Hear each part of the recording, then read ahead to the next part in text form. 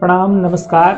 हम आपके दोस्त राजीव। आज हम एगो अपन भोजपुरी गीत सुनावल चाहतनी जेमे भगवान श्री राम जी और लक्ष्मण जी जब धरती से वापस अपने देवलोक चल गए लो तब आपस में बैठ के बातचीत करता लो। वो बातचीत के वर्णन बा, सुनी जाए। वैकुंठ में एक दिन राम जी से लक्ष्मण जी पूछ रहल बानी, का बात बा सोच रहल बानी, काहे गुमसुल बैठल बानी।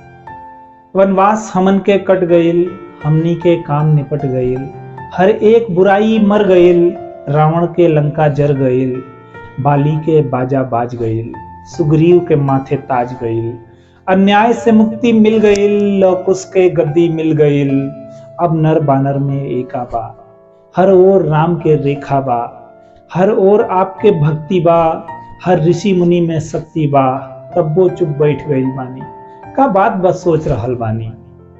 इस सुन के थोड़ी देर के बाद धरती प्रभु राम के आइल याद। ए लखन जहां पर युद्ध भइल उहवा न भइल के हुआ आबाद। हर युद्ध में जीत पुरुष जाला, हर युद्ध में औरत हारे ले।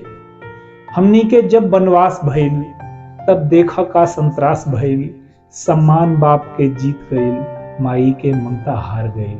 तो प्रेम भाई के जितला पर तहके उर्मिला हार गईल, आ भरत खड़ाऊ जीत गईल, तब भरत के माई हार गईल।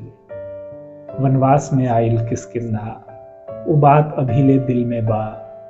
बाली सुग्रीव के झगड़ा से, बाली के तीर से मरला से, केहू के आखिर का मिलल, बेवा तारा के होखला से। सुग्रीव के जीत त मिल गईल, पर तारा सब कुछ हार गईल। ए लखन बता दा झगड़ा से, कहवा सबके उद्धार भइल। लंका के युद्ध में का भइल, के जीत गईल के हार गईल। इस सच सुलोचना से पूछा लंका के रानी से, जेकर परिवार उजर गईल, ओकरे परिवार के स्वामी से। कुछ देर के जीत के सुख होला, पर हार के हरदम दुख होला। हम सोच रहल बानी बात का हाल होई ओ माई के, जेकर हर लइका मर गईल। का हाल होई ओ पत्नी के, जेकर सिंदूर उजर गईल। कितना निर्दोष जवानन के घर में मनहूसी पसर गईल। बेटी के शादी बाकी बा, लइका के पढ़ाई बाकी बा, रावण से युद्ध खत्म भइल, जिंदगी के लड़ाई बाकी बा।